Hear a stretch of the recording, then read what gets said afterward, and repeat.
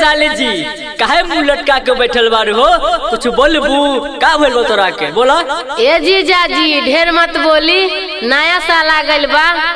अरे आ गइल बा, जरूर आ गइल बा। बोला कहाँ जाए के बा? ए जीजा जी हम जहाँ जहाँ बोलब तहाँ तहाँ घुमावे के बा, मंजूर बात बोली। अच्छा तो लो है सुन।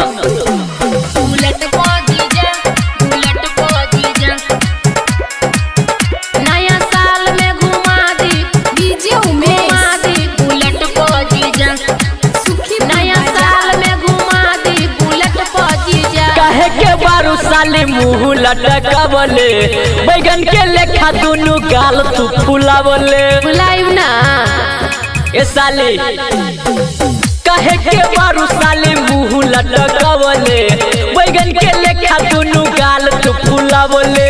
चल के देखा दी इंडिया गेट पर जीजा, होई तैयार फटाफट के जीजा, बुलेट पर जीजा, बुलेट पर जीजा। नया साल में घुमा दी बुलेट पर जीजा, बुलेट पर जीजा, बुलेट पर जीजा। नया साल में घुमा दी बुलेट पर जीजा, ये जीजा।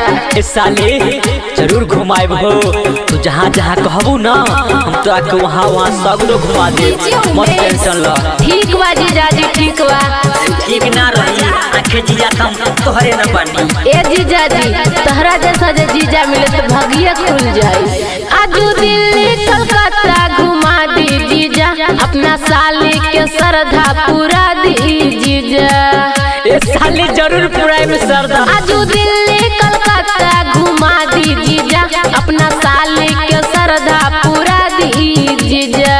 लगल बाटे हो साली लॉकडाउन, परमिशन नहीं घूमे के मिली, गमे घूमला हो के बेखबर, जवाना ढूंढबा सब कुछ मिली। परिन बहाना या के डट प जीजा, बुलेट प जीजा, बुलेट प जीजा। नया साल में घुमा दी बुलेट प जीजा, बुलेट प जीजा, बुलेट प जीजा।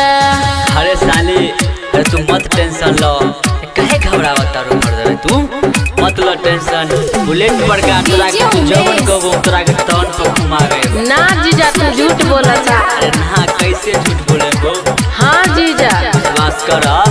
तला सुनो, सब सहेली के साथ पियब बिस्की बियर, जीजा तब जाके बोलब तोहे हैप्पी न्यू ईयर। बुझला हो जीजा जी, सब सहेली के साथ पियब बिस्की बियर, जीजा तब जाके बोलब तोहे हैप्पी न्यू ईयर। ओ सुना सुना हो फटकी साली, गयते ना उफान मारहो, कहे राइटर रमेश के जान, तू बतिया पर ध्यान धरहो।